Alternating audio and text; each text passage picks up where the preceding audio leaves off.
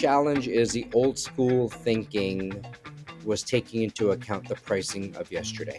When all these rules and regulations were made, they were made in an era of time where it was applicable then.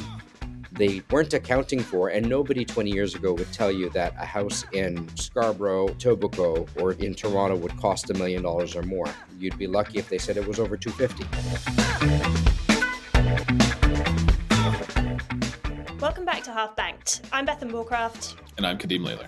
So when it comes to achieving your financial goals, buying a home is basically the final boss for young people. Maybe you've got a great job, you're paying off your student debt, but you just don't know if you're ever going to have enough money to actually buy something. The typical age of first-time buyers in Canada ranges from 25 to 34, according to the Canadian Mortgage and Housing Corporation. That gives me just 5 years to get my act together, which frankly is really scary. Young people are always getting the same questions. When are you going to buy a house? When are you going to settle down? But our parents and grandparents had a totally different start to their young adult lives than we do today. And that's especially true when it comes to buying a home. To explore this issue further, we are doing a 3-part series on home buying.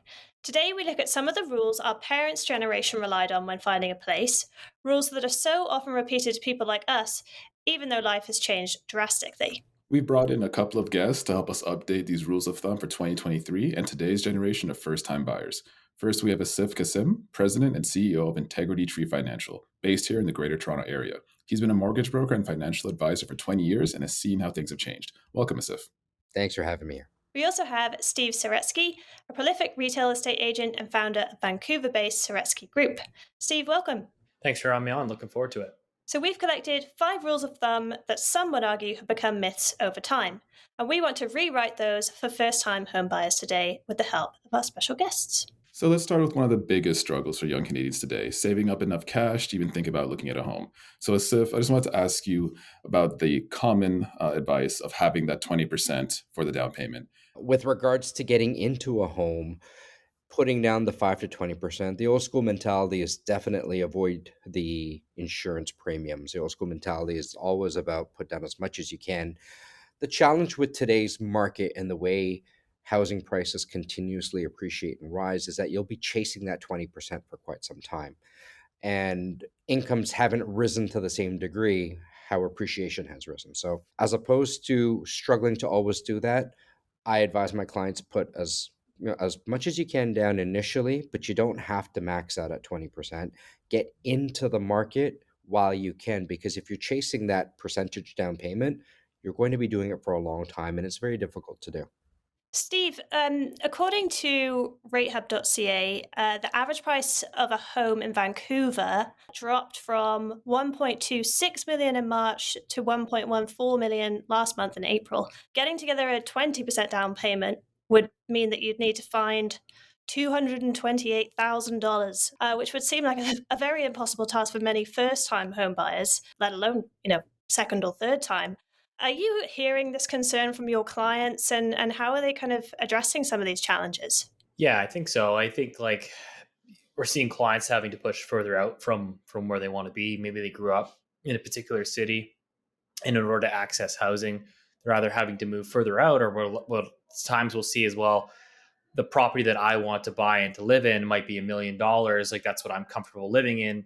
But I don't have that $200,000, and I can't wait, another 5-6 years to save up. So what we are starting to see more and more of is saying, okay, well, how about this? I'll continue to rent, but I will go out and buy a 1-bedroom condo somewhere in the suburbs and put my down payment that I've been saving to work. And then when I'm ready to go buy my primary principal residence, I might look at selling that investment 5 years later. Hopefully there's a bit of appreciation there, some principal pay down from the debt, and then I can roll that into the primary residence that I want to live in. So people are looking and saying, well, again, if I can't access the housing that I really want to in order for me to live in, then I have to get access to the real estate market in some way or another. And so they're doing that through investment properties as a step onto the housing ladder. So if I had to ask you, what would you view as a possibly updated rule in terms of the down payment? I'll start with Asif first. I would say my opinion is you don't have to put 20%. My revised perspective would be put what you can down, put what you can afford down, even if it's as minimum as 5%. Just get into the market while you can. That's more my perspective. I don't pressure clients to getting 20% down. Yeah, I think that the notion of saving for the down payment and getting to that 20%, I think was a time when your incomes went a lot further and it was easier to sort of save that down payment. House prices were obviously lower. Today, given the trajectory of house prices and given where mortgage rates are at these days, yes, they're a little bit more elevated today, but in general, they're still low from a historical context. So, especially during the pandemic, I think we had mortgage rates at, like at 1.5%, give or take. And like from day one, roughly 60% of your payment from day one is going towards a principal pay down. So the idea of waiting to sort of save to 20%, I don't think makes a whole ton of sense. So I think it's just getting in when you can actually afford to get in and not necessarily having to wait for that 20% down payment. Our second rule that we want to pick apart is that you should never spend more than 33% of your income on housing. Essentially, don't buy too much home. And the idea behind the rule is that your total monthly housing costs, including your mortgage payments, property taxes, and insurance, should not exceed 33% of your gross monthly income. So let's say you earn $5,000 a month after tax. Using the 33% rule, your total housing cost would be no more, or should be no more, than $1,650, which doesn't seem like it would go particularly far when the average Canadian house price in 2022 stood at approximately $704,000, which is pretty steep. So, Steve, with that in mind and the 33% rule, what kind of home does that look like for the average owner today? What can people get? Yeah, I think it's obviously incredibly challenging. I think that that's why we're seeing obviously larger gift money from parents and stuff like that. There is this equity pass down. We call it the front on the inheritance. And so because I think if you look at these sort of traditional old school metrics, the numbers are just really, really hard to pencil. Obviously, I still encourage people. I think it's still a wise thing to do is to keep it as close to that ratio as possible. But basically, what people are doing is they're coming up with larger down payments, so they're not, hemorrhaging cash every month, trying to sort of stay afloat and pay a lot of their income towards housing. But no question, I think you see it not only in the resale market but in the rental market. People are getting extremely close to these critical thresholds. I'm particularly interested. We've got Asif here with us in Toronto, and Steve, you're in Vancouver. Two very expensive housing markets in Canada. Steve, have you seen kind of people moving away from Vancouver or even kind of the greater Vancouver area, BC, because they just can't get on the ladder there? We are to some extent. I mean, to be honest, I'm a bit surprised how resilient it's been. I thought, there would have been maybe a larger exodus years ago, but I guess people, I think I always come back to this and frame it up for, we get a lot of US observers about the craziness of the Canadian housing market. But I always say the reality is like most people in Canada tend to funnel into the two major metropolitan cities, which is Vancouver and Toronto. And so you get these, egregiously high house prices because I think that's ultimately where the economic opportunities are. And so, you talk about new immigration coming into this country, which is, a million people in 2022. Like, where are they going? Well, they're going where they can get jobs. And that tends to sort of ultimately end up in Vancouver and Toronto. So this is an issue for policymakers. But what we're seeing, I guess, on the West Coast is, yes, people are obviously moving further away from the city core. We saw this particularly during the pandemic as it became easier to work from home. The suburbs were obviously much more affordable. And so people started pushing further and further out. We're seeing lots of demand in these sort of terrestrial markets, which would be like in Vancouver. So in BC, we'd be looking at like the Okanagan. We'd be looking at Vancouver Island. So people looking to sort of more smaller cities, smaller towns, if you will, to sort of basically get close to affordability. And Asif, I'd be interested to hear your thoughts on that as well, if you guys seen similar things yourself with being in Toronto. Oh, for sure. I agree 100% with Steve. What we're finding here is, and then I look at the Vancouver market and the Toronto market as junior versions to Los Angeles and New York, right? With population growth, the centers of those cities used to be the most expensive. And then you start moving further and further out to the burbs, where once upon a time, Manhattan was New York, like considered the main part of New York. Now you're going out to Long Island, you're going out to Queens, you're going further and further away. Well, in Toronto, you're moving out to Durham region, Peel region, which Mississauga, Brampton. Right. You're going up beyond Markham. It's we only have a few ways to grow because there's a lake right underneath us. So and similar to Vancouver, you only have so many places to go because you have mountains on one side and ocean on the other side. So inevitably you're going to have to go further and further away. And with pandemic happening, 100% what Steve said, that you work from home now, well, you don't have to worry about the commute anymore. You can move further away and still do your job and still collect your paycheck. So we're finding that affordability is moving outwards. It's not as central anymore as it used to be. Housing prices are still going up. They're not really coming down. Maybe not as rapidly as it once was, but it'll still continue to rise over time. But I'm finding the younger generation shifting further and further away and trying to either work from home or find other employment further away from GTA. So going back to that rule that you shouldn't spend more than 33% of your income on a home, how would you rewrite that rule today, Steve? I don't know if I'd rewrite it, but I would say that just makes more sense to have the household put together a proper budget and saying, what are we comfortable with here? And not having to stretch yourself. While everybody might want to own real estate, if you're really stretching yourself and having to cut off, vacations and restaurants and dining with friends and family, then maybe homeownership isn't quite right for you at this moment, or maybe it's time to look at different communities that are more affordable, or maybe you need to go and rent for another couple of years while you save. So I think it's just you don't want to be over leveraging yourself. So I think the 33%, I don't know if I'd stick to that exact percentage, but I think it's still a prudent advice. I agree. I don't think I would change the rule. I just know that it's very difficult to adhere to because of the way things are today. So keeping it in place, as much as it makes sense, isn't overly applicable in today's world because cost of living is significantly more.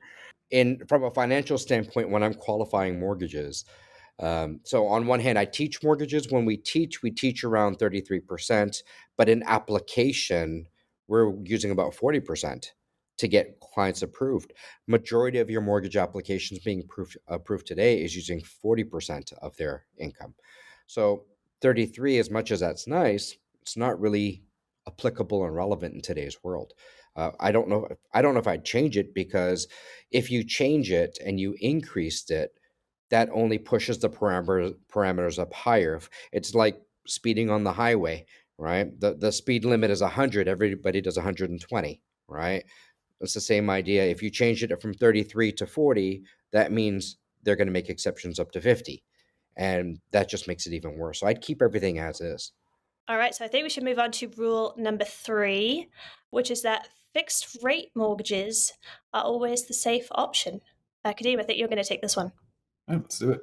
So we have seen from what we've looked up so far, it appears fixed rates are kind of more popular, and variable rates seems like they were more popular during COVID, kind of like 2020, 21, and then obviously with Bank of Canada interest hikes, not so much now.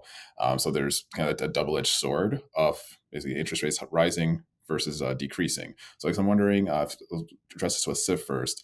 What is your opinion on basically which one is kind of a safer option for a long-term investment with a home? I would say I've always been a proponent for variable rate. When I got into the industry, variable rate was the way to go. And other than one or two periods of time, variable rate has always been the cheaper option. Now, specifically, if we're looking short-sightedly, the last 12 months have been horrific, right? Most people would agree that the fixed rate has been the best option. But I don't believe the Bank of Canada is going up anytime soon or anymore.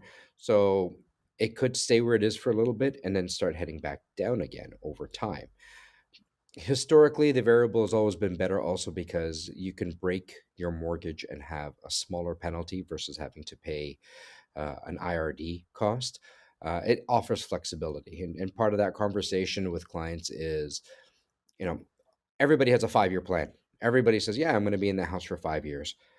There's a lot of clients, a very large contingent of clients who break that mortgage in under 5 years, and they end up having to pay a penalty. Well, your penalties are cheaper if it's variable versus fixed. So, I mean, that's a conversation to be had. It's not always the case, but more times than not. But I've always found that variable tends to be just the lower interest cost to the client. Now, I say all of this assuming we're a seasoned client buying. If this were a first time home buyer, I often tell them go fixed. And the reason being is you're brand new to home ownership. You need to have some degree of consistency and comfort in this sort of thing. And if you can't stomach fluctuation as a first time home buyer, get used to just paying a mortgage in general. Just get used to being consistent and knowing exactly what's being deducted. If you're a move up buyer, I would call it an experienced homeowner, and you have the stomach to handle possible fluctuations, I'll always recommend the variable. Okay, thank you. And I guess that's an interesting take on it too. I guess just basically almost like a starter, better to go with a fix just because of the stability it offers for someone who's new to everything. And because I'm wondering, Steve, what are your thoughts on that?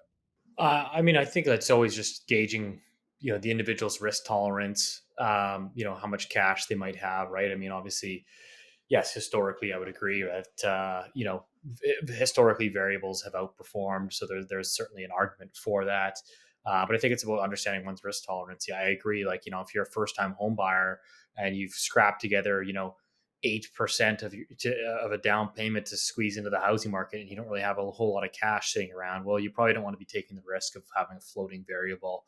So you want to lock in those costs, right? Now, if you're a higher net worth individual, this is your third property. Yeah, I would totally agree on that angle. I think, I think the other thing to sort of keep in mind, it'll be interesting moving forward. Nobody has a great crystal ball on like where interest rates are going, but like, I think the part of the reason that variables have also outperformed is that we've really been in like a 30-year cycle of just historically declining interest rates. And so at some point we've hit this kind of lower bound we saw in the pandemic, right? Where interest rates get to zero and like there's nowhere else for them to go, but in the best case scenario to stay on the floor. So, and now of course we've seen this sharp rise, which I don't even think the Bank of Canada was prepared or planning for. So, rates are hard to predict, but I think like in the environment moving forward, I'd be curious to see if the old adage of variable will outperform, just given that interest rates seemingly don't. Yeah, I suspect my view is that next year I think we'll see some rate cuts from the Bank of Canada, so that will provide some opportunity maybe for variable people who want to roll out of variables and look at locking in fixed rates. So, yeah, anyways, it'll be interesting.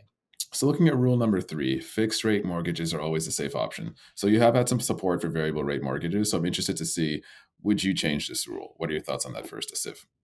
I don't know if I'd make any changes to it. I think it really comes down to the client's comfort level with risk. Can they handle fluctuations, or are they more risk averse and they prefer to have static payments all the way through? It's a personality thing more so than anything, because at the end of the day, if we're looking at the general numbers, we've talked about this variable has historically outperformed, but there has been a few occasions where the fixed rate has been a better product. But that being said, it really comes down to, can you put your head down at night and sleep without being stressed out about it? So I'm not sure if there'd be anything I'd change on that. Go with what you're comfortable with. Yeah, I think the same thing. I don't know. I think it's a personal risk assessment. I think it's understanding your cash flow, your lifestyle, your plans of the property. So I think there's a lot of information to take in and really self assess. So yeah, again, I don't think I would change that rule. And then I think with that, we could move on to rule number 4. This is one that we've come across maybe a little bit less hard data on. We kind of wanted to ask you too if it's something that you're familiar with as well, or something that was kind of a rule of thumb in your eyes, was always staying in your home for at least 5 years. So, recommended you do that so you can recoup transaction costs, better chance of building equity, better chance of able to basically sell for more. So what are your thoughts on that? And I'll start with Steve first. I mean, I think it's a pretty good general rule of thumb. Like we tend to tell clients, like you should, when you're planning a purchase, we usually say minimum 5 years because, like, yeah, the market can go sideways, which is not unforeseeable. I know everybody's so used, in the last 10 years, everybody's just so accustomed to the market goes up 10% a year.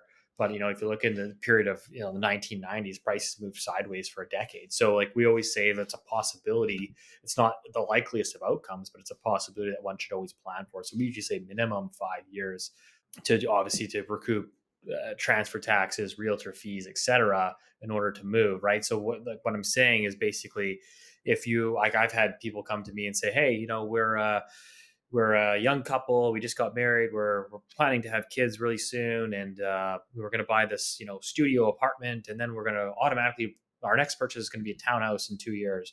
And it's like, well, how can we be sure that the market is going to go up enough that you're going to be able to sell your studio apartment for a profit and then roll it into a townhouse purchase? So we always try to encourage clients to have like a longer term outlook.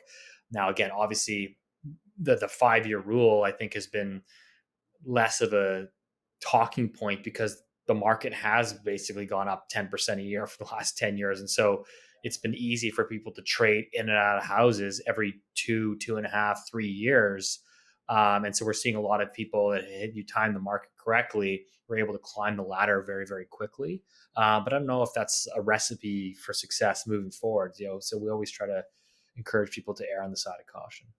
I think the 5 year thing comes from people getting 5 year mortgages. I think a lot of things are timed around when's your renewal, so let's not break the mortgage. We're up for renewal, let's sell. Right. I think a lot of decisions financially are based around 5 years, based around a 5 year mortgage, fixed, variable, whatever it may be. I 100% agree with Steve. You need time to recover those costs. Like it doesn't, selling at a profit. And yes, in the last 15 years, maybe 20 years, let's call it 15 years, the rate of appreciation has been so astronomical, and it's out of what we knew historically, that yeah, it's not a conversation of 5 years. In 2 years I could flip a property and make significant money. I myself got myself into a transaction in 2012, 2000 and around 2012, purchased a condo downtown Toronto, and 2 years later flipped it for an extra $300,000. Right. That was just the market at the time. It's not normal. There's no logic behind it. It's just what was happening. Now, would I dare do that in today's market? Probably not. Things have slowed down. Things are a little bit more in a different, or what it used to be now. Holding that property for 5 years to 10 years makes sense. If you're in the rental market, I know for sure you want to hold it for as long as you can and let someone else pay it off, write off that interest. And I mean, that's just my perspective on it. But I don't think flipping properties quickly makes a lot of sense. Even the mentality of buy a pre-con, wait till you take possession and flip it a year later, I don't think that's happening anymore. I don't think that those major profits are happening the way it once did.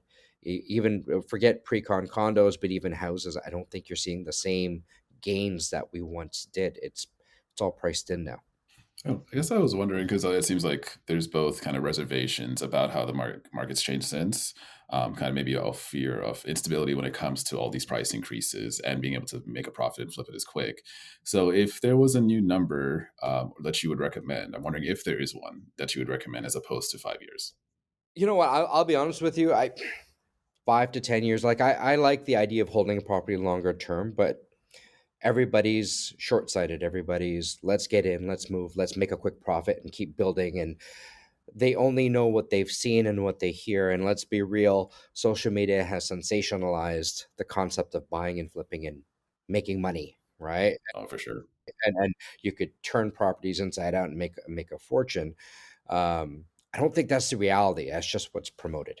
And unfortunately, for professionals like myself and Steve who are in this, we have a lot of false expectations, or clients coming in with the wrong perspective. And we have to now educate and teach about, okay, this is how it really is going to work, not what you think is going to work. Right. So I couldn't give you a number, and Steve is probably better for this because he is in the real estate market more so. I'm really just finance guy. I would say 5 to 10 years, but again, Steve might be able to give a better answer than that. I mean, I think that my view is obviously to each their own, but I view, like, if you're going to be on the real estate investment side, so maybe less so your primary residence, is yeah, you want to hold as long as you really can. I mean, the government is ultimately, I think, incentivizing you to do that. Like we're seeing, I can tell you, like in BC, we're now looking at apparently coming out this fall as like a flipping tax, and like the way that like consistently flipping real estate is taxed, it's not taxed favorably. Um, you're taxed much more favorably if you hold real estate sort of indefinitely. You write off the interest, and eventually you'll have a capital gains tax when you go to sell. And if you're selling, obviously in your retirement years, you're going to have probably a lower income, so a lower tax hit. So you're incentivized, I think, through government policy to hold real estate long term. Primary residence, of course, always depends on your life circumstances, right? I mean, your family grows and you have another child, then of course, like, yeah, you might have to break it in year 4 unexpectedly. But we always just say, if you're looking, don't speculate. And we see this now. Like, I know that the pre-sale condo space has become this sort of speculative fever because everybody's seen the riches that have been made over the last 10 years. But to extrapolate that forward, you start to have to really pencil the numbers. So I can tell you, I know, like, anecdotally, at least in some of the parts of the GTA, but I can see it here in Vancouver. Like, oftentimes what we see on the pre-sale side is the pre-sale side will be marked up 10, 15, 20% above the resale prices because the developers are saying, well, this is what it costs us to build. And listen, if you're going to put down your deposit in 3 years' time, well, the market always goes up. So in 3 years' time, this will look like a pretty decent deal. But like, there's no guarantee of appreciation. And so I think we're potentially in a circumstance where pre-sale has been the best performing asset probably over the last 10 years. It's been a fantastic trade. I think my personal opinion, you could rewind the tapes 10 years from now. I think it might be probably the most underperforming asset over the next 10 years. I'd be curious. Maybe I'm wrong, but I just be caution people on speculating for time horizons. So that's a great place to move on to our rule number 5, which is that you should treat your home as your biggest investment. Steve, I'm going to come straight to you on this one. What do you think about that idea in today's housing market? I think that it's kind of a loaded question because I personally feel that there's a lot of people I see, and sometimes it's clientele, where I think they're putting all of their eggs in one basket, which is your primary residence. So that I've seen, okay, draining savings, borrowing from parents, pushing all into one asset. And ultimately, the asset isn't producing a cash flow. So I see where people are now detracting from their lifestyle and saying, well, we can't really afford to go on vacations. We can't afford to go out to the restaurant that we want to go eat at because we're chips all into this one asset class. And that worries me. That concerns me. So I think that there's kind of a fine balance. Now, the one thing I will say is I understand, and I think it makes sense to definitely put a decent chunk of your sort of investing into your primary residence, particularly in Canada, because, well, A, you have to live somewhere, but B, is it's tax free. It's like the one. I mean, let's be honest. Canada is taxed heavily. I mean, your income taxes are extremely high in this country, and so it is. We talk about the ability to save for a down payment. Well, again, if you're a top income earner, you're being taxed at more than 50% on a tax bracket. So it can be very difficult to save after tax.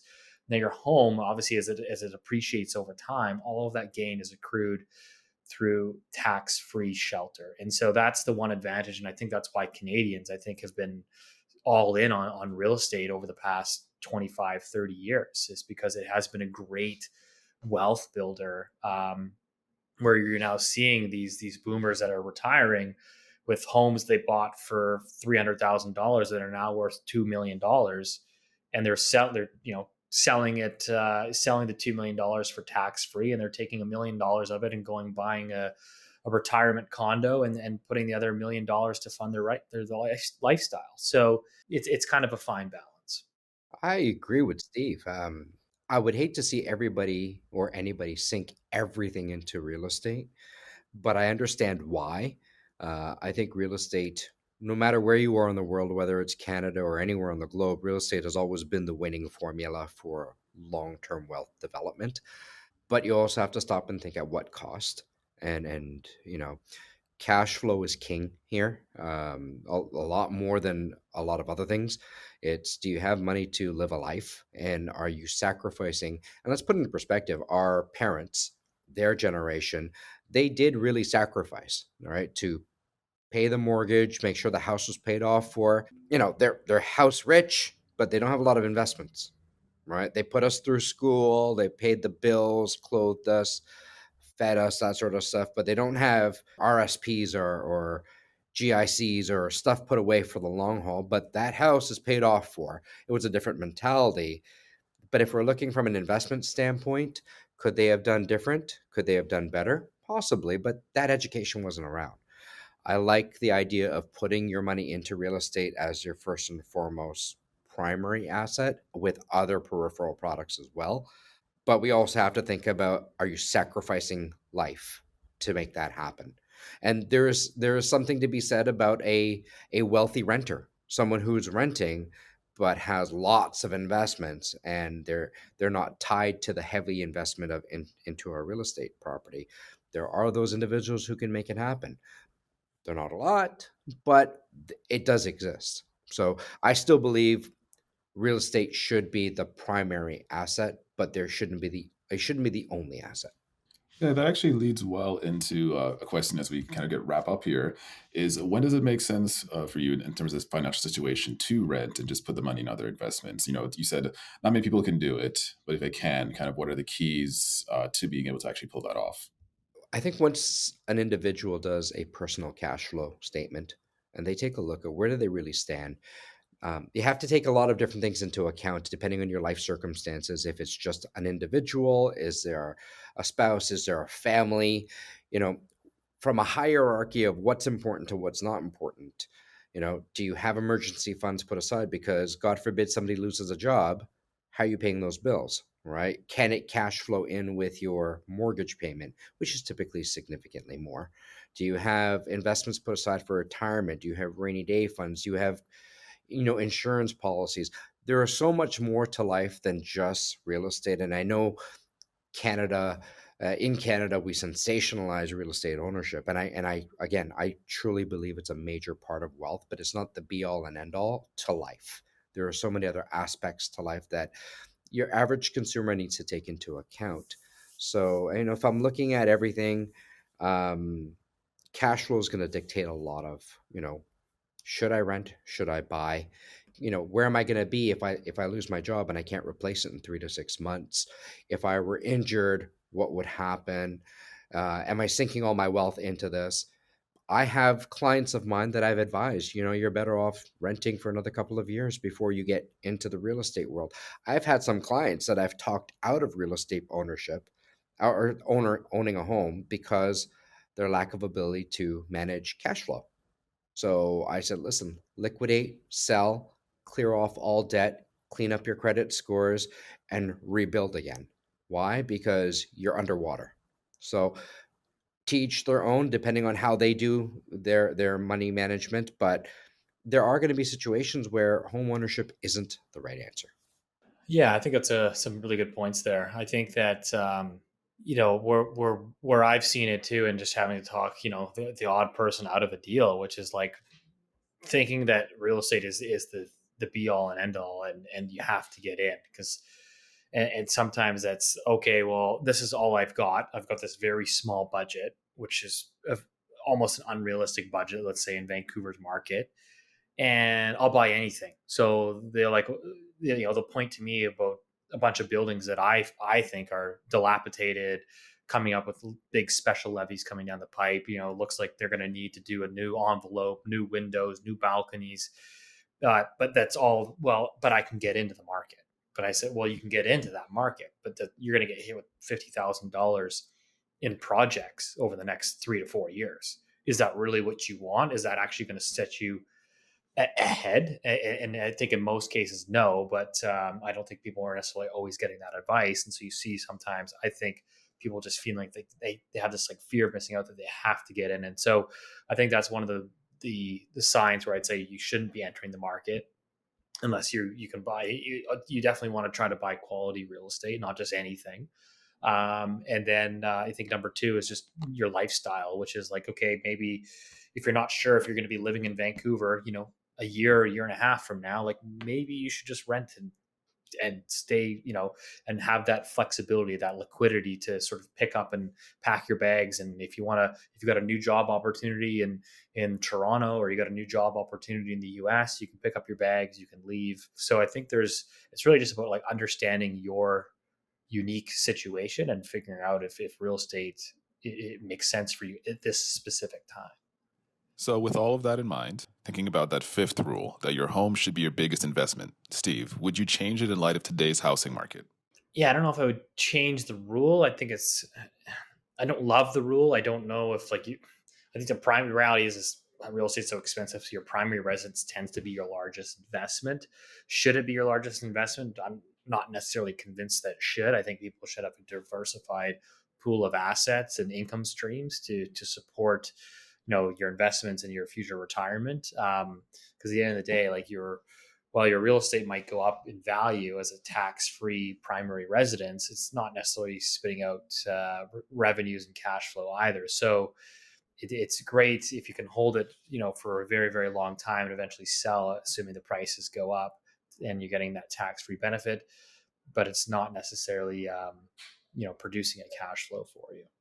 I agree. I don't think it should be your number one or your primary investment. I think it's very important to have. But one thing from this rule is the generation prior used to look at strictly holding on to the house as an asset, and that was your largest asset. Well, in today's world, we're a lot more educated in understanding how cash flow means more, and it's much more useful. So, could you get into investment properties that have better cash flow, or other products that have higher levels of cash flow? Those are, to me, much more valuable. So, I agree. I don't think it should be your primary, but or the only thing you have. It should be one of them, but I think there are other ways of doing it that are much more beneficial. All right, so thank you both so much for sharing your insights on those five rules. Lots to take away from there. But I want to finish this discussion with kind of one final quiz to kind of round it all together, which is, why are these rules so sticky? These are things that, our parents have told us, it keeps feeding down the chain. Why don't we have a new set of home buying rules for first time buyers in 2023? Steve, I'll come to you first.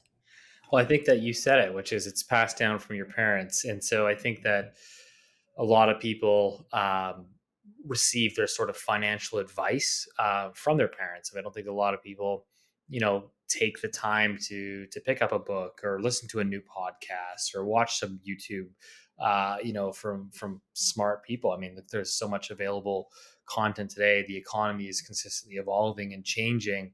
And so I think these rules ultimately need to be updated. But I think for a lot of people, finance and investing is not necessarily the most exciting and entertaining thing. And so a lot of times you're just taking, conversations that are passed down to you at the dinner table from mom and dad. And the reality is, I think a lot of people look at mom and dad and say, well, they did so well by just buying a principal residence and, became millionaires through that channel, and just assume that those rules will apply to them over the next 20 to 30 years. But like I said, I think things are constantly evolving and changing. And so I think some of the rules do need to be updated. I want to piggyback off of that, but add to it this. Look at who our governing bodies are, our regulators, our politicians, and people who are in charge, and look at their average age demographic and who's in control of the education and the messages pushed forward. They're not our generation. They're typically double our age or significantly older. A lot of the rules and regulations that are coming out or that have been around is just regurgitated from the same generation. If you were to change the regulators, and I'm thinking of the FISRAs and the OSFIs of the world, that have a direct impact on these regulations. If you were to change the leadership, the management, and bring down the age demographic by 15 years, 20 years, you'd see a major difference in how things are taught and absorbed and learned, and what the message would be. Oh, thank you so much. I think we'll wrap up with that. I think this has been a very illuminating conversation. I want to thank both Asif and Steve for your time. It's been great just talking to both of you. Thanks for having us. Thanks for having me. Thanks also to our listeners for tuning in. Make sure to come back next week for the next episode in the series, where we share some home buying horror stories and explore just how much young people are sacrificing to get on the property ladder and whether that's worth it. You can find that on halfbank.com, Apple, Spotify, wherever else you find your podcasts. Also check us out on Facebook, Twitter, and Instagram. If you like this episode, be sure to subscribe, rate, and review us on Apple, Spotify, or wherever you're listening to this podcast. Special thanks to executive producer Samantha Eamon and producers Kevin Hamilton, Jenny Potter, Shane Murphy, James Baston, Mary Alcaber, and technical producer Mohammed Tabish. This episode was edited by Lead Podcasting.